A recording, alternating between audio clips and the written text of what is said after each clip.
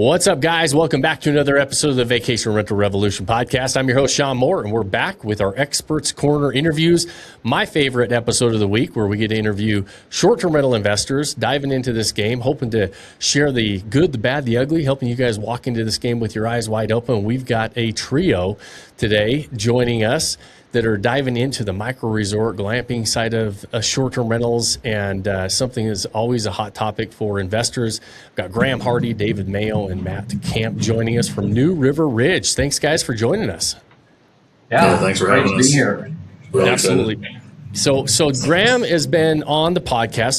Those of you that are active listeners and part of the Vodyssey family, most of you recognize Graham's name, and is a longtime Vodyssey member, dove into the short-term rental game, has been on the podcast before. So Graham, I'm going to start with you, but I want you to kind of lead us into kind of background and how you guys met, and then we're gonna really dive into Dave and Matt's story getting this New River Ridge going. Yeah. Thanks, Sean. Well, I've been a member of the Vodyssey group since 2023, entered into this space, and really followed your recipe in our first short-term rental back at that time. And during that time, Dave and I both, the three of us have all worked together for almost a decade probably.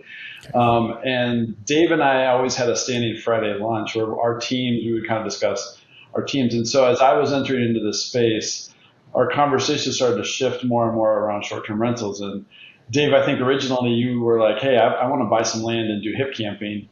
But because of the Vodyssey approach and what I was learning, it quickly changed into, transitioning into, we want to do this on a much higher scale. And so Dave, I'll let you kind of take it from that point.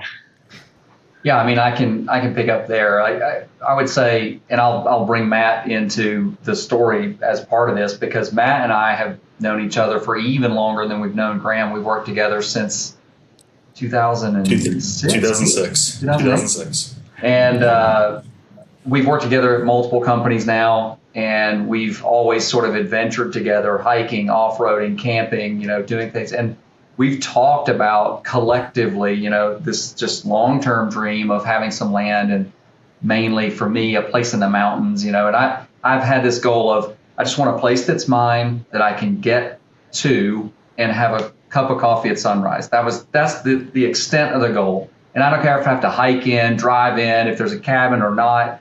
It was just always there. But then the reality of, getting later and later and later into career and family and obligations, and I got two girls learning to drive and about to go to college, and it's like, when am I going to get that mountain place, right? And then obviously too, you saw this explosion in COVID of, property ownership, I would say, in general. And so then I really felt behind, and it's like, I've got to figure out a way to do this. I was camping with my daughter, and we were using Hip Camp. That's what Graham was mentioning. And I thought, this could be a way to just kind of accelerate it, monetize some land you pick up, carve out a spot for yourself, and then let others use it and monetize it. And I was kind of looking at the models of how I would make that work. And then Graham joined Vodyssey. And I think that really changed the game, because he started talking about things in a way that took it from theory to reality.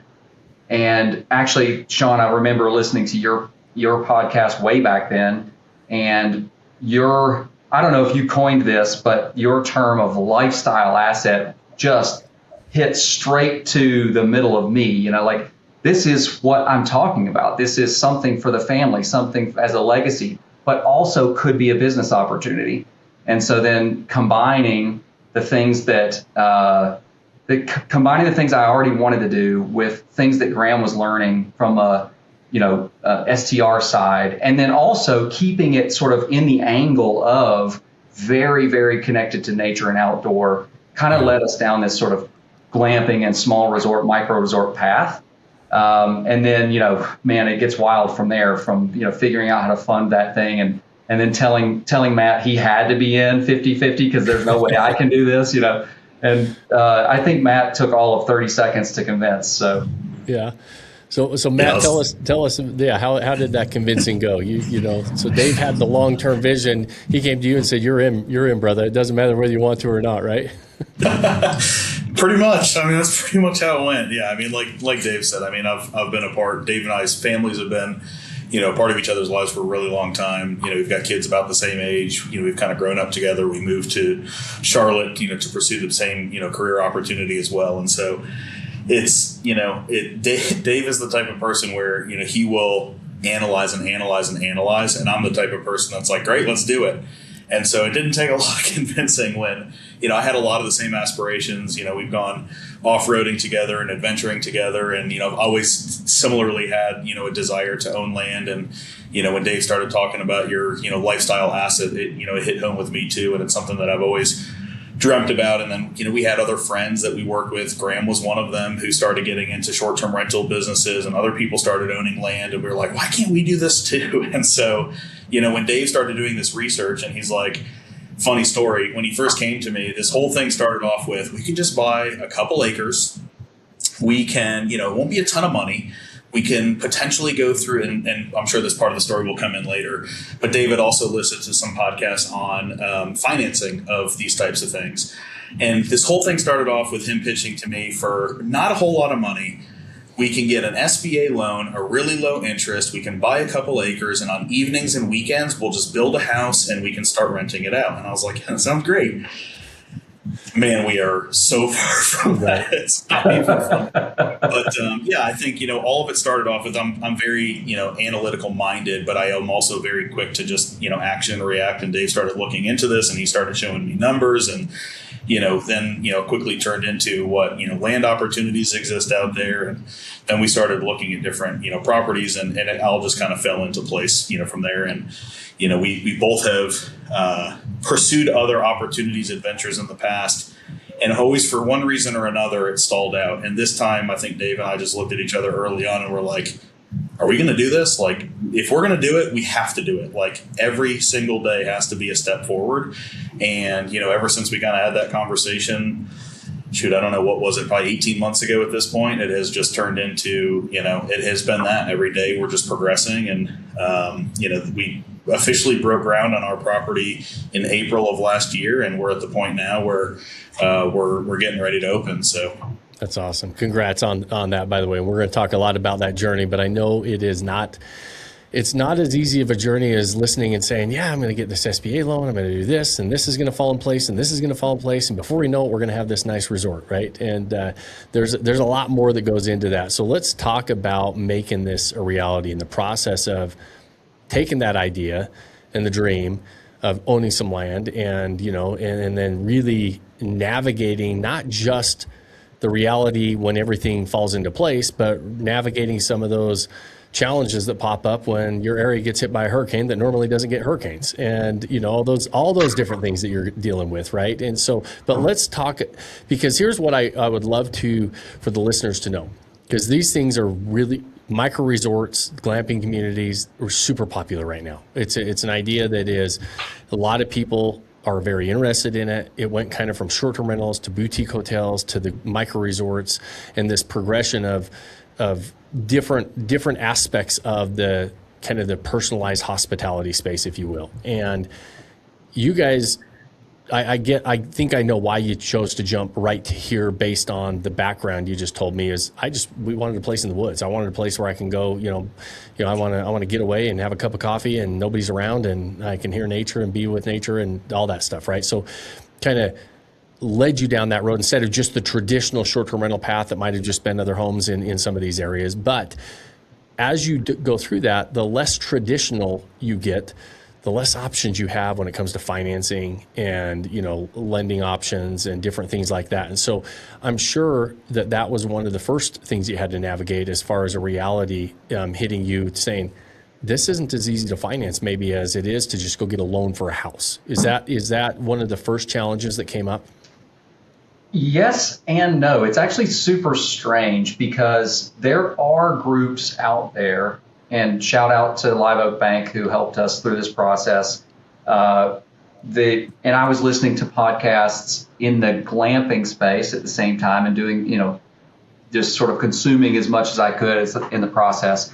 Ran across Live Oak Bank, who was featured on one of these podcasts as, a high running, high capacity, high volume SBA lender. Turns out they're in North Carolina as well, and just reached out and talked to them. But they had like an RV and campground division of SBA loans.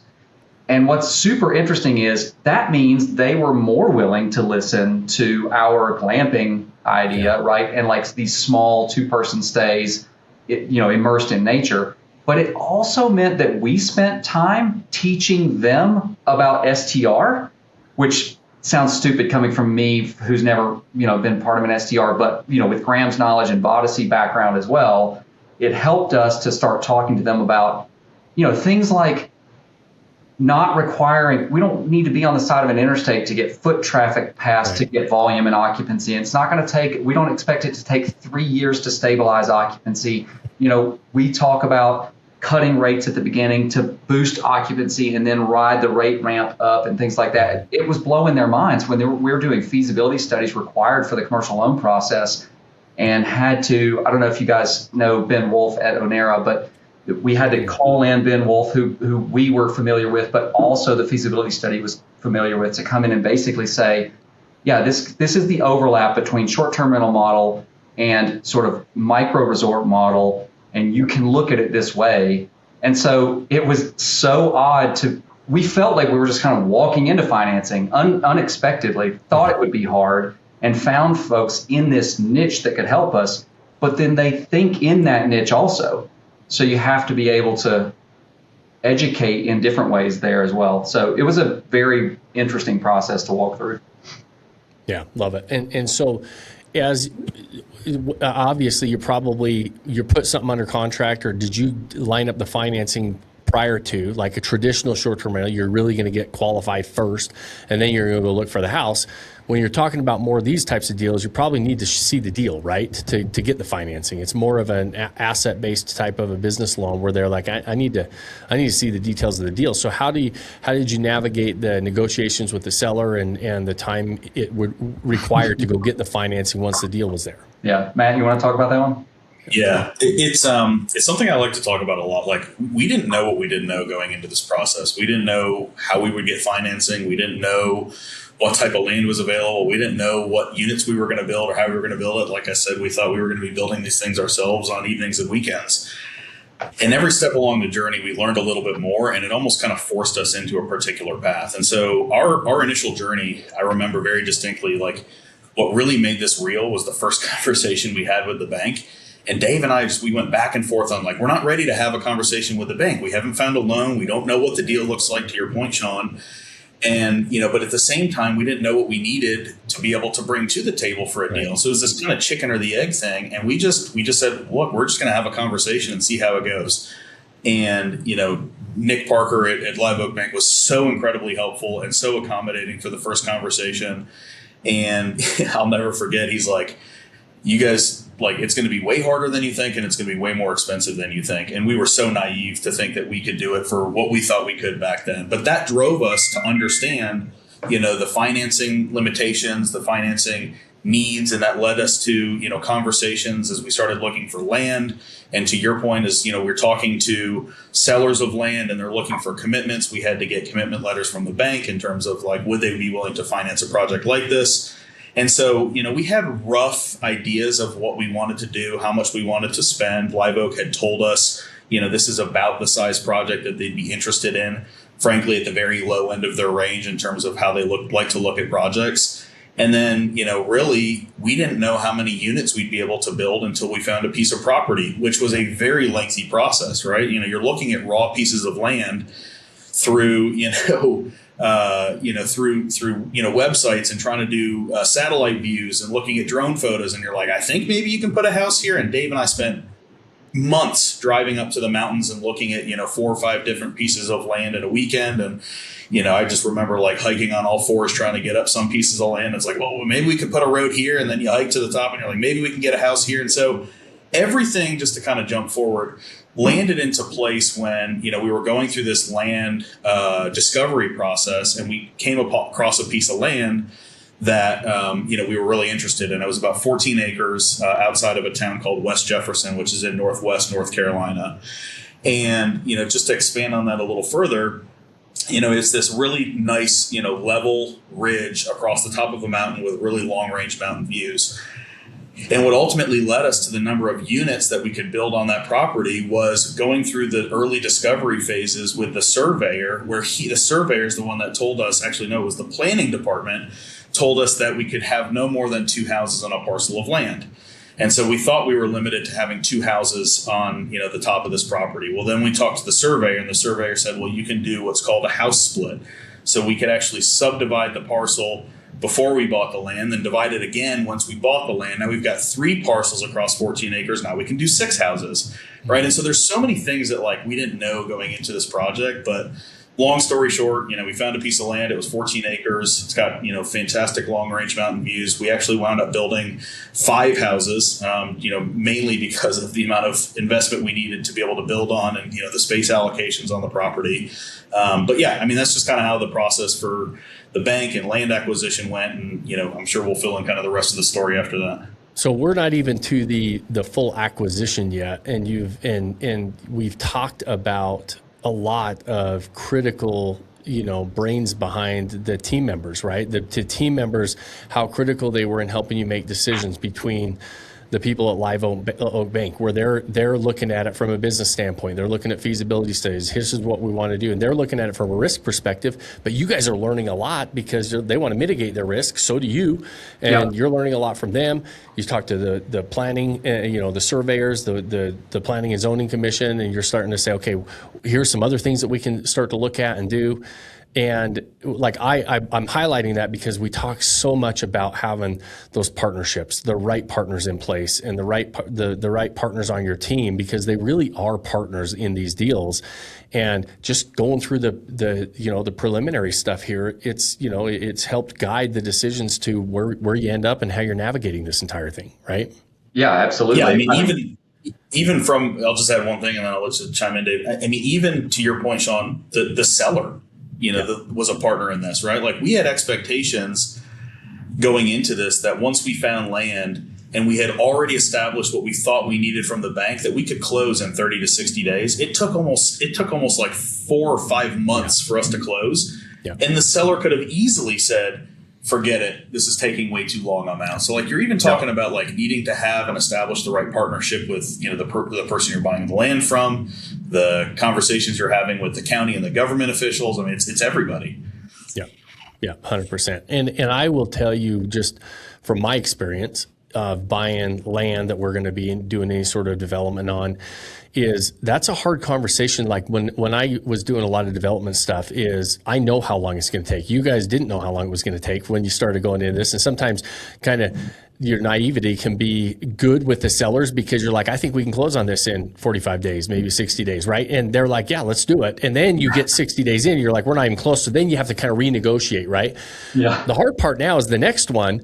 When you go talk to a seller, you're like, I need 4 or 5 months. They're like, sorry, bro. Everybody else is telling me 30 to 60 days. I'm not doing that.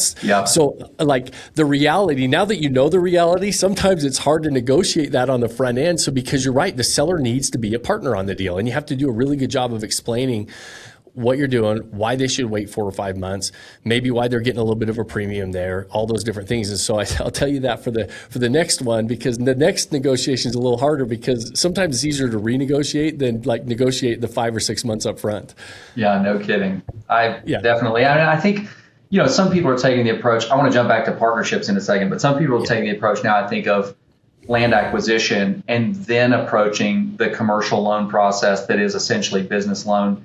And we have the land. And if you can finance that way, I think, to your point, Sean, about, the difficulty you could run into with seller, that's probably a good idea. But it would have been a terrible idea for us, because one of our partners being Live Oak Bank and then walking us through the process of what we needed to do from a due diligence, and we then made sure that we were doing upfront diligence before we purchased something, before we even went under contract for something, and then during that diligence period in the contract, really nailing down things, we wouldn't have known what diligence to do. And so we could have really ended up in the wrong spot, right? On land that we could not build, for example, if we didn't walk through the proper zoning steps. So that is super important for us. But also on partnerships, I would just say that, leaning on Graham, first of all, He gave us a bunch of money, which is very helpful too. But Graham's knowledge and access to tools and things like that. I mean, when we were land searching, we would find a piece of land that we liked and we would completely rerun the deal, right? We would be doing air DNA research on the market. We'd be rerunning our own feasibility. We'd be talking about number of units because of the size or layout, and respinning that every single time and pitching it to the bank, say, what do you think, before we even get to the next step. I don't think we'd be able to do that with the knowledge and data we had without Graham and Vodyssey was, not going to be doable. Yeah. So, I mean, you're right. You have to bring the right people in. And I don't say that to scare people away, because I think if you're coming into this with just a concept, you're like, well, how would I find all of these great partners? And the truth is, you just have to start consuming information. Listen to podcasts like Sean's, listen to podcasts like, we were listening to, what was it? Glampatect North America is what they used to be called. They've rebranded. And finding partners like Live Oak Bank, make sure you work with Graham. I'm just kidding. For 10 years. And then, you'll find the right connections. And I also think that in this space anyway, I don't know about all of short-term rental. You guys would be the experts there. But in this space of glamping and small sort of experiential hospitality, outdoor hospitality, we didn't find anybody that wouldn't talk to us. Yeah. I mean, you reach out, so you right. will get contacts, you will get partners. Yeah. The people want to network, share their resources, share the struggles, share where they had successes. And even within our Vodyssey family, it's been kind of the theme always. It's like, you're just kind of paying it forward. We're trying to learn from each other, trying to continue to raise the bar. Graham started hosting our micro resort and glamping, coaching call. And all of a sudden you get a handful of people that are doing these micro resorts, and you're sharing the resources, you're sharing the lenders, you're sharing the things that you're learning on, what you're doing there. And it just, you're so right. It's so hard to do this stuff just on your own in a bubble, that having the right people around is so critical. And you mentioned something that I don't know if people picked up on, and I want to highlight it back, is the fact that you didn't just have the capital to go buy the land and then go start to do this can be a bit of it was a little bit of an insulation of risk, and maybe avoiding a mistake of buying the wrong land. I actually see that more often than you would think, as somebody that is well capitalized that says, I'm going to go do this, and they don't buy the right piece of property. They can't get the entitlements. They can't get there's no way to, navigate utilities, or there's easements that they didn't realize there was in there. And all of a sudden, their back's against the wall before they even start, when they bought this land with this big idea, because all they saw was the land, and they didn't really understand all the things that you need to really be navigating with that land. And so it reminds me, I have my pilot's license and I fly, and the golden age of aviation was back in the 60s and 70s, and you would have, all these great planes coming out, but all the rich, doctors and lawyers were buying them, but they didn't know how to fly, and they just had the money, and they're crashing the dang things, right? And so it's it's kind of the same thing. It's like, just because you have the money doesn't means you should have the right partners to say, here's what we're looking for, here's what we don't want, here's what we need to have, all those different things. Yeah. And so we navigate the right piece of property, we identify the piece of property,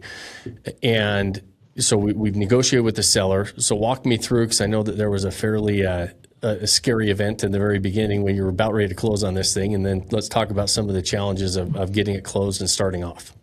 Matt, you want to take the closing day? Sure. Yeah, I think you're spot on, Sean. And I think, looking back at what we thought at the time was just insurmountable asks after asks after asks from the bank to get to the point of closing. I mean, we're talking about, perk testing and zoning approvals, and the fact that we're allowed to get internet there and the well there, and we had to do environmental studies and commercial appraisals. I mean, just the list goes on and on and on. It felt like we're all right, we're ready to close yet? Nope, we got to do this thing. Yeah. Get through all that, and we finally get an opportunity to close on the property. And we are supposed to be closing on the day of Hurricane Helene. And so Dave and I just made the decision. We're like, one step in front of the other. We have to go, right? We just got to keep moving forward. So we drive up to Ashe County to the attorney's office the morning of the hurricane, and we're sitting in a coffee shop, and it is just downpouring. The streets are flooding. I mean, it's a sight you've never seen before. And, we're like, we just keep asking, like, are we still on for closing? Are we still on? Yep, we're still on. So we walk across the street, we basically have to take our shoes off and walk through a river, going down the street. And we walk into the attorney's office and, they said, are you guys ready to close? We say, yep. And so we start walking back. And the second we start walking back, the lights shut off. Power is lost all across the town. And so we're like, all right, well, what do we do? Long story short, we wound up signing all the documents through phone lights. So we're using our phones. They couldn't even scan the scanners for our driver's licenses wouldn't work to be sent off for, for different agencies to be able to close on the loan and the banks and all. Like, there's nothing they could do. So we signed all the documents. And then we drive over to the property after closing. Oh, I forget. The second we finished, I jokingly said during closing, I said, watch, the second we finished with all these documents, the lights are going to come back on. That actually happened. We literally finished. We were getting up, the lights turned back on. We're like, go figure. Yeah. So it's just general chaos from the hurricane. We drive over to the property. We've closed on this property. We have no idea what the condition is from the hurricane now. So we drive over there. We can't get to the property because road closures, things are flooded. We wound up having to go back roads around a different direction. We get out there and the weather winds up being, beautiful after the hurricane. But that was really only the beginning of the devastation in the mountains because of all of the flooding that happened afterwards. Right. And so we actually, long story short, we're at the property, we're just kind of exploring. Fortunately, there was not a lot of damage to our property, but we decided to try and get to a friend of ours' property.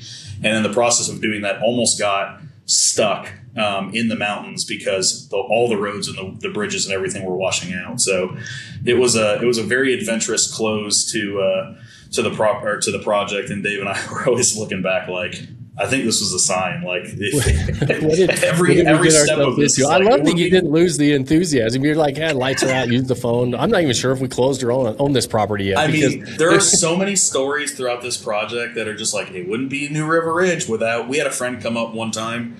He was helping us install cabinets. We went out to eat afterwards, and he called. And we're like, all right, well, we'll see you later. We're heading back to the property. He was headed home. He calls us. His car. In downtown West Jefferson, somebody called in a bomb threat on his car and they wouldn't let him leave. We're like, are you like, where you can't make this stuff up? In the mountains of Western North Carolina, huh? It's the amount of crazy stories that happen. Yeah, it's like, and West Jefferson, we should spend just a second talking about because West Jefferson is this cool little mountain gym, I think there are a lot of these out there, but when you happen on one of these where it's having a moment, there's some rejuvenation going on, some turn in the retail and hospitality market in that area. And it's, just outside of Boone and in our opinion, even nicer, the coolest corner of North Carolina. But anyway, it's a hopping little town. And we're there. I don't know if that was a Friday or Saturday night, Matt, when we were there. It was weekend. But every single parking space in downtown is taken in West Jefferson right now. I mean, it's absolutely packed full. So the fact that our friend's Jeep is the one that gets the bomb threat called in, it's like, this is definitely our story. Like you're attached, buddy. Good luck. Yeah. Yeah. I'm not so sure I'm not so sure I wanted this podcast going out. I'm going to have some sort of an attachment here. Like I'm going to wake up and have something going on. Yeah. No, the that's good awesome. news is we always power through it. So these are the best stories, right? You're like, hey, listen, it wouldn't be any fun if it all worked out. I always tell people that. I'm like, when you look back and tell a story that everything was perfect, nobody cares about that story. We don't even want to listen to that story, right? I will have to say, Sean, as kind of the outsider going through this with them, I've been amazed at the resiliency these two have had because, from cement trucks stuck on the side of the road to building the road 3 times, like the fact that they always take on the next step and all right, we got to figure it out, whatever it is, has been pretty remarkable. Isn't it fun? And I'll speak for what I would be if I was in your shoes, Graham, but isn't it fun when you invest into something and those are the guys running it? It's like I'm very, very, very hesitant at this stage in my life to invest with anybody because I never feel like they're going to have the resiliency I have. Yeah. And when you partner with guys that actually have it, isn't it fun to look back and be like, man, those are my guys. I'm so glad to be a part of this. What never made it a doubt for me is how badly they both wanted it. You know what I mean? And it's like, because of that, any obstacle, whether it was, an 85-year-old person who wouldn't sign something and got kicked off the family trust because of it, or, whatever thing they ran across. There was a time, Matt, what was the time where like the circular reference of things that couldn't get done, like the thing had to be pressure washed before that. It just they figured out how to do it. That was always the encouragement. Yeah. Just, I don't know, Sean, if you want to spend just a minute, we can kind of walk through the building process. You tell us. For sure. And that's where, for sure. Like, so we went, this was basically a year ago, right? We're essentially 12 months into this. And as you dive into the building process, what I kind of lead into it and ask you guys is, you were saying, hey, listen, you're looking at each other in the very beginning and say, if we're doing this, we're doing it, right? We're all in. We're showing signs of that already. We're like, hey, listen, we're not backing down, one foot in front of the other. Today, we're making progress. How much time did you budget going into it, and how much time did it take versus what you were planning on? Because I know you guys, I've been kind of stalking a little bit from the outside when Graham shares some pictures with me. You guys were spending some time there. So I don't know if that was all planned, but I'm going to let you lead into kind of the build out process from there. Yeah, I mean, to start with, Dave and I both have full-time jobs on top of this. So, like, Dave told me the other day, he's like, I haven't had a day off in like 4 months, because it's like work and then second work and then weekend work and then back to work. So it's just nonstop. But I mean, it's been a solid. So just, after we closed on the property, we've gone through 2 GCs. We had to basically part ways with the first one, start a second one. Then winter hit, where we tried to build a road. If anybody's ever tried to build a road in the mountains in the winter, don't do it. Just wait till the summer. Right.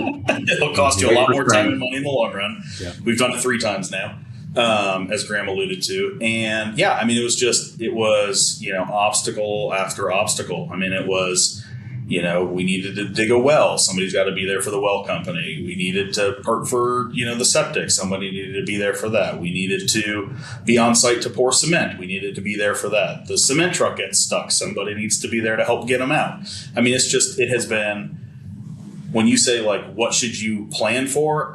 I don't know what the multiplier is, but it's got to be 3 or 4 times as much time and effort and money as you think it's going to be to get through a project like this. It is. Yeah. I literally turned to Dave. You say that, but I honestly don't know how to feel about this, because on the one hand, of course, it took us longer than we expected. If you really look at how long it's taken us, though, we are less than 1 year right now from groundbreaking. Now, we did spend some time like cutting that road first. So that was before, but like when you talk about foundations started on April 1st, which of course, April Fool's Day, of course we start building on April Fool's, but April 1st of 25, and we are less than a year from there, and we're operational right now. We haven't, actually gone live on Airbnb and whatnot because we're waiting on some professional photos, but we're ready to go. To me, that's pretty great for 5 houses on raw land with, infrastructure we had to put in, but we did think it was going to be less. But I think that's the key, is looking at, from the outside looking in, being a developer and developing for years, building homes for years and doing all that stuff. You guys made a lot of progress in a year. Yeah. It's usually, though, the first time you go in, you don't think it's going to take that long. That's right. And you have no idea. So we definitely did underestimate. Efficient job with it. You just didn't think maybe it was going to take that, or maybe you did. No. But that's where I think in a year, I would totally agree with you, Dave. Looking from the outside, looking in, you guys did a great job. And it looks amazing from where it started to where it is with the challenges. I just think sometimes when you haven't done it, you're like, man, this is. When the bank says it's going to take longer, it's going to be more expensive, that's just because they've funded these projects before. They've seen them. And when you haven't done it, it's really good advice to still know that it is you're probably, till you've gone through it. And I will tell you that not a lot of people are willing to put in every single weekend, every single day. It's like, I don't really feel like going up there today. I don't really feel like going and meeting that. And so you put it off and you put it off. And so I would 100% agree with you both. I think that, 2 things can be right at the same time. 1, you can underestimate how long it's going to take, and 2, you can be really efficient and do a pretty quick job with it. And I think that's where you guys are looking back at right now in that process. I think part of that too.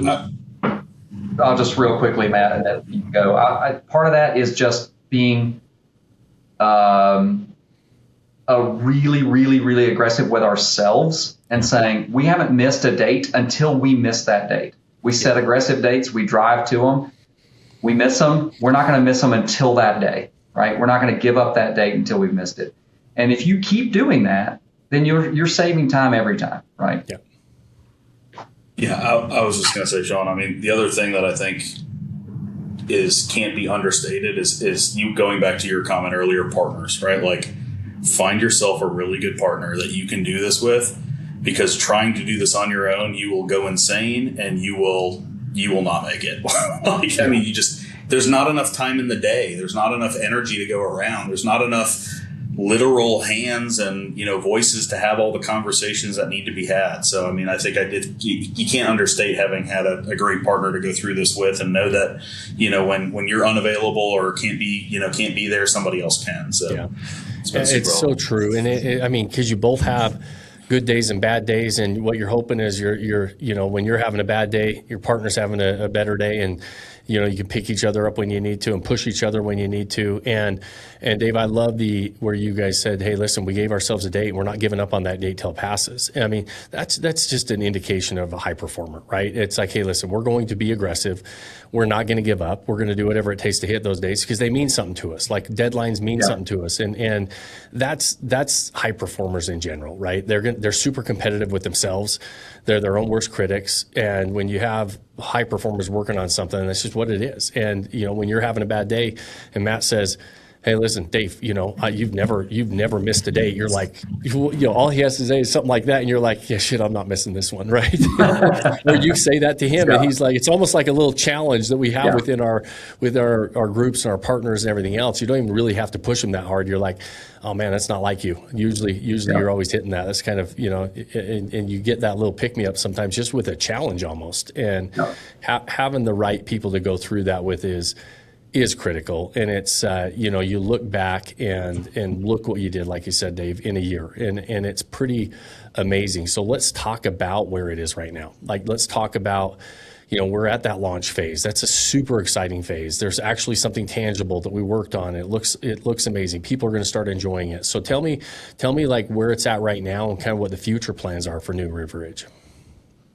Yeah, I don't know if this is a common terminology for you guys, but I think of it as the long tail. Like, we talk about this in product a lot of times, where there are, we went through the huge part of work that you can identify up front and but what you can't see as you approach launch is this 9 million mile long tail of a million small things. And so we constantly are in a situation where we're like, we feel done and we feel like there's a never ending stream of things in front of us somehow simultaneously.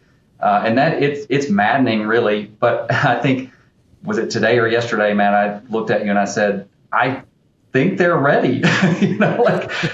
We might actually be there, like, it's so weird because every time we think they're ready, there's like, oh, we've got to do this. And there's all these things. And there's definitely stuff that's not done. We've got to clean up landscaping. We've got internet run, fiber dug 2,500 feet up a mountain that they wouldn't start until we had permanent power, even though I told them, guys, it's a mountain, get started. We finally get that connected, but they connected one house. Now we've got to chain fiber to the others. So, I mean, there's things that we know we have to do, but we could open and operate today if we needed to. Like, you can stay there and have a wonderful time. So we're calling that ready to go. Yeah. At future plans, I mean, I think I still don't know. At every step of this process, we don't know what we don't know. So probably once we are truly operational, we're going to learn a lot about operating. We're self-managing. We're, using owner-res and, just getting things like messaging templates in place, integrations with locks and OTA channels. So I'm sure we're going to spend a lot of time learning, but we do have more plans for the property going forward. I don't know if, Matt, you want to touch on that. Yeah, I think just for timeline. So we actually soft launched. We got our COs on December 30th. So actually soft launched the project and had bookings, very, very late last year. And then going into this year, it's really been all about like finalizing the furnishings, finalizing the landscape, getting the final, internet installed, and getting it really right. We've had friends and family come and stay up there. So, I mean, we've been operating, and we're really getting to the point where it's like, okay, now we can publish them on Airbnb and VRBO. So that's really where we're at today. We actually did our official photo shoot with O2O this past weekend. It was a lot of fun. It wouldn't be New River Ridge without a beautiful day of staging and then ready to photo shoot in a downpours. So we had to work around all of that. But I mean, little things like, the road, it's a pretty steep road. It's a mountain road. We've had to recut it a couple times to try and get some turns out of it. We just had a guardrail installed, putting the guardrail in, made a mess of the road. We had to re-gravel that. Same thing, we're, as we have, friends and family and acquaintances stay up there, we're optimizing our cleaning crew. We're getting, the shed ready for extra supplies. We actually did also acquire the bottom half of the property. So it's actually another 14 acres. So now the overall property is 28 acres. So as we start to finish up the upper part of the property where there's the 5 tiny homes, I don't think we talked a ton about it, but each of the homes it's 288 square feet. It's 1 bed, 1 bath. It's a king size bed, full kitchen, full bathroom. It's got this beautiful big panoramic door that you can open up and get a full view of the sunrise. So all the houses face sunrise. We actually installed these doors that open up from the bathrooms. Dave likes to call them the freedom showers. I get a lot of weird comments on Instagram about that. Like, wait, is that a door in the shower? Like, yes, it is. Yeah, you can shower outside if you want, right? Yeah, it's an outdoor shower. Exactly. But, so it's a lot of those little things. And then, as we, hopefully Decks, start to ramp up on like this. This isn't like roughing it glamping stuff. I No, mean, these are very nice little cabins. Yeah. Yeah, really big, walk around decks. There's grills at every house, hot tubs at every house, deck furniture and loungers. And we're very, very proud of, what we've been able to accomplish. We've had, fantastic people. Our GC was fantastic. Our house designers were fantastic. Friends and family coming up and supporting us have been great. So we're proud of what we've accomplished, but we're pretty much there. What's the plans for the lower 14 acres that we acquired? Is that going to be more glamping? Are you going to put more homes on that? What are you thinking down there? Yeah, I mean, I think we will keep the concept of glamping, even though what we're talking about right now opening is very, very elevated in multiple ways.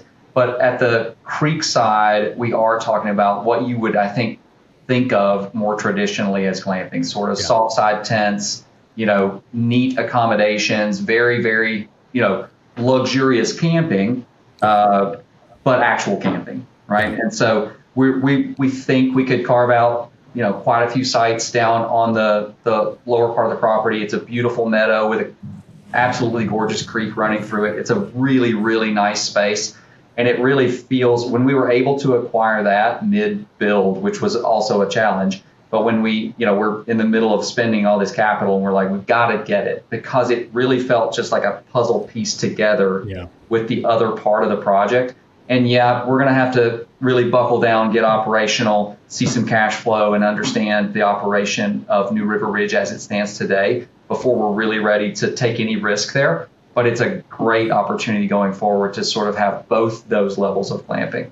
Yeah, I love it. I love it. And I think that, it's, I'm excited for the future for you guys. It's been, I know as much and as hard as you work through that, launch, getting it set up and built out and launched and everything else. I know you're like nervous about the operational side. I think that's going to be the easy part for you. So you'll be looking for the next project soon, which is going to be that bottom portion, probably, it sounds like.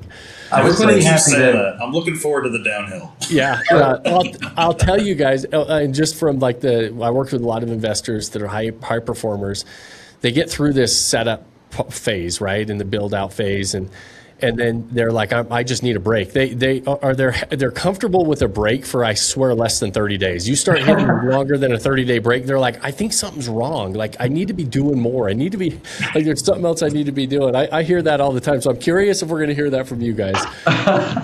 Maybe not. I feel good. After the photo shoot, we had Graham went and helped us with the photo shoot. Of course, Matt and I were up there. We stayed in 3 of the cabins and we were moving stuff around and everything. So I said, let's do a turn for a hospitality turn of all 5 cabins. after this because I need to operate my turno with my primary cleaner and my backup cleaner and get linens rolling and everything. Yeah. And it went pretty smoothly, I will say. So I think we're closer to ready anyway for operation. Good. Well, I'm excited for it to get fully launched and get people in there. You're launching right at a great time of year, getting ready for that summertime crowd to come in, and it's just it looks like a beautiful project, really fun little cabins. I mean, like you said, with those panoramic views, the decks, the hot tubs. I mean, it looks like a pretty fun place to be. So those of you listening, you guys know we post links to all of these properties. So you can go check out New River Ridge at newriverridge.com. But we'll put that in the show links so you guys can go check it out. We'll have some of their Airbnb links. We'll have some of those new photos that we just got done. And in fact, as we spoke before we start hitting record, they're just getting edited right now. So we're gonna do our best to have those on there when the show launches on Friday. And so at the end, guys, I always ask you one question. I'd love you to each answer it, is looking back, all the challenges and the things that you went through. I know we've talked about a lot of the lessons learned. Is there anything that you wish you knew for the next project? Give your younger self some advice. Are there things that you're glad you didn't know because it might have kept you from doing something? But you're like, what would you tell your younger self if those people listening that you could give them one piece of advice about? You can go first, Matt. I think the biggest thing is you can do a lot more than you think you can. I think if we had told ourselves that this is what we were in for, we never would have done it, honestly. And I think there's the old adage of what doesn't kill you makes you stronger. And like, I like genuinely feel like I am a more resilient person, husband, friend. Like I am so much stronger having gone through this project than beforehand. So I would say, take the leap, do it. It won't kill you. You can do it. It's a lot of fun. But we'll also see how it turns out when we start operating. So it's been a lot of fun. I mean, I'll touch on resiliency too. I told someone partway through it that, we tell our kids that stuff they're going through is character building. And I probably hadn't done any character building in quite a while, but boy, have I built some character on this project. There were times I wanted to jump off that mountain, no question. Just like, what are we doing? How am I going to move forward?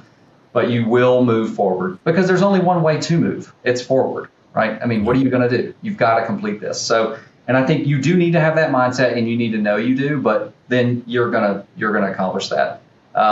And I think it was just the other day, Matt said to me, like, I can tell you've changed. Like, nothing phases you anymore. So, well, maybe that's true. Tactically, I would say what I would tell my younger self is get a freaking property with some infrastructure. Like, I don't want to build another road and run power and dig a well and run fiber up a mountain. Like, can I just have like a spot that's got, sewer? The utilities are 50 feet away and I can just tap into them. Yeah, right? There's a pole right there. Let's take it. That would be great. Love it. Graham, what do you want to add to that?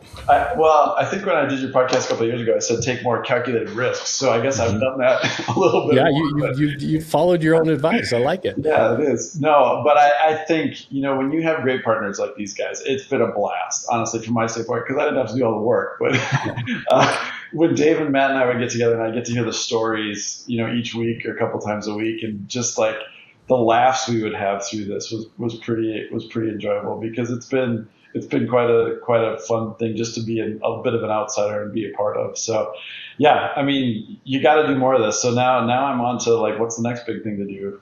Yeah. That's awesome. I love it. And just listening to the story, it's like to your guys' points about the resilience, and you can do hard things, and just the confidence it builds, and the things that the way you grow and just you just feel stronger, right? And hearing those stories, like, we feel that for you, and I appreciate you guys sharing the story and the challenges and the ups and the downs. I think the future definitely looks bright for you guys, and so I'm excited to hear how this first year launch goes, and rolling into some operational, maybe a few challenges here and there, but I think you guys got. I think you've got all the challenges, under control. We'll say that, right? They're not that those dragons aren't behind those corners, but I think you've got it perfectly under control. You got a great partnership. So proud of you guys. Appreciate you joining us. Yeah, thanks very much. Having us. A lot of fun. Okay, awesome, guys. Well, listen, those of you listening, we know your time is valuable too. I know you love these shows as much as I do because you tell us, and so appreciate your time spending it with us. We know it is valuable. At the end of these episodes, I ask you 2 favors. The first one is, if you know somebody who would like these shows and like to be a part of these conversations, share the show. I don't run ads or sponsorships, so the only way this show grows is if you guys share it. If you don't have anybody to share it with, like it or review it on whatever podcast platform you're watching or listening on, and the algorithm will share it with other people just like you. And the final, most important thing I ask you at the end of every episode, pick that one thing you can do today, start building that life you don't want to take a vacation from. Cheers, my friends. Thanks for joining us on this episode of the Vacation Rental Revolution podcast. Share this with other people you think need to hear about it. And don't forget to subscribe and leave us a review. Hey Grace, is there a website? Yes! For more amazing content and expert advice, visit Vodyssey.com. Thanks for listening, and we'll see you on the next episode.